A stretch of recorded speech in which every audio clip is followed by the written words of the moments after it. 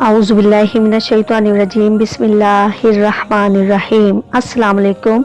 उम्मीद करती हूँ आप सब खैरियत से होंगे। दोस्तों, आज मैं जो प्रोग्राम लेकर आपकी खिदमत में हाजिर हुई हूँ वो है मशहूर सूफ़ी बुज़ुर्ग बाबा फ़रीद गंज चकर रहमतुल्लाह अलैह के मुतालिक। दोस्तों, हम में से बहुत कम लोगों को ये मालूम होगा कि बाबा फ़रीद गंज चकर रहमतुल्लाह अलैह ने यरूशलेम में भी कुछ अरसा क़याम किया। आइए जानते हैं।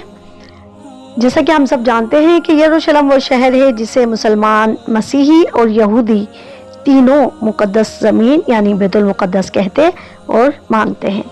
लेकिन ये बात शायद बहुत कम लोग जानते होंगे कि इस कदीम तरीन शहर के एक इलाके का ताल्लुक़ पाकिस्तान से भी है।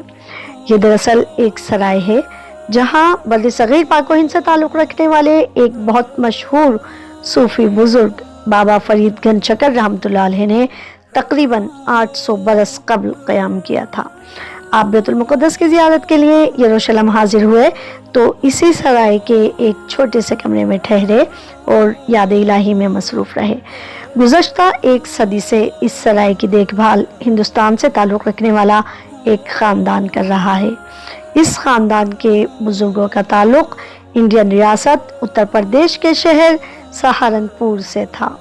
800 बरस हुए जब जनाब सुल्तान सलाहुद्दीन अय्यूबी रहमतुल्लाह अलैह ने इस शहर को फतह किया था। इससे पहले इस शहर पर ईसाइयों की हुकूमत थी। सुल्तान अय्यूबी ने इस शहर को इस्लामी माहौल देने के लिए आलम इस्लाम से सूफियों और दरवेशों को यहाँ आकर बसने की दावत दी थी। यहाँ आने वाले सूफियों में एक बाबा फ़रीद भी थे। बर्र-ए-सग़ीर में उस वक्त भी आपके हज़ारों मुरीद थे। बाबा फ़रीद रहमतुल्लाह अलैह तवील अरसे तक यरूशलेम में रहे।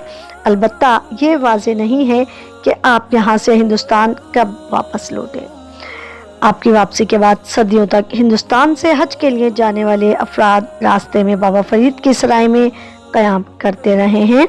ये सिलसिला पहली जंग अज़ीम तक जारी रहा। उस वक्त मस्जिद अक़सा और यरूशलेम की दूसरी इमारतों की हालत अच्छी नहीं थी। उन दिनों अरब ममालिक भी गरीब थे। इसीलिए किताबों में लिखा है कि 1923 में यरूशलेम के मुफ्ती आज़म ने कुछ अफराद को हिंदुस्तान रकम लेने भेजा।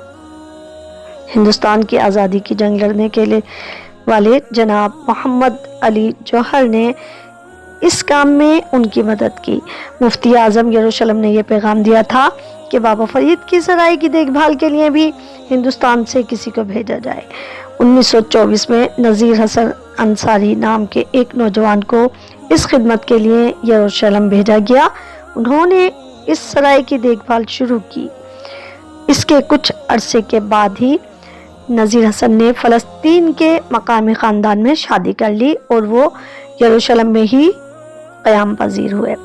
सराय में दाखिल होने के लिए एक बड़ा फाटक है जिससे दाखिल होकर तकरीबन 100 कदम चलने के बाद एक लोहे का गेट आता है जिस पर अमूमन ताला लगा रहता है। अंसारी ख़ानदान ने सराय से मुताल्लिक़ नायाब अशिया एक कमरे में सजा रखी हैं। उनमें पहली जंग अज़ीम में यरूशलेम में तैनात हिंदुस्तानी फ़ौजियों की यादगारें और कदीम यरूशलेम की इमारतों की तस्वीर भी हैं।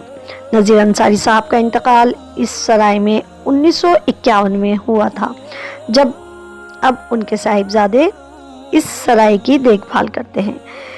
वो कमरा जिसमें बाबा फ़रीद रहमतुल्लाह अलैह ठहरे थे वो काफ़ी छोटा है, लेकिन शायद बाबा को इससे बड़े कमरे की ज़रूरत ही नहीं थी। आप उस कमरे के तहखाने में इबादत किया करते थे। इस सराय पर हिंदुस्तान का मालिकाना हक है। आज भी बैतुल मुक़द्दस की ज़ियारत को आने वाले इज़ाइर इस जगह को भी देखने आते हैं। ख़ास तौर पर हिंदुस्तान से आने वालों के लिए यहाँ 6 कमरे भी हैं जिनमें वो क़याम कर सकते हैं। बैतुल मुक़द्दस में सुल्तान रहमतुल्लाह अलैह के बाद भी कई जंगें हुई और ये शहर कई बार उजड़ कर बसा, लेकिन बाबा फ़रीद रहमतुल्लाह अलैह से मंसूब ये कोना 800 साल भी आबाद है। दोस्तों, ये थी वो तमाम मालूमात मैंने आपसे शेयर करना थी। प्रोग्राम को लाइक करें, शेयर करें, कमेंट्स के ज़रिए अपनी राय देना नहीं भूलिएगा। चैनल को सब्सक्राइब करें अगर आपने सब्सक्राइब नहीं किया है तो। अपना ख्याल रखें। अल्लाह हाफ़िज़।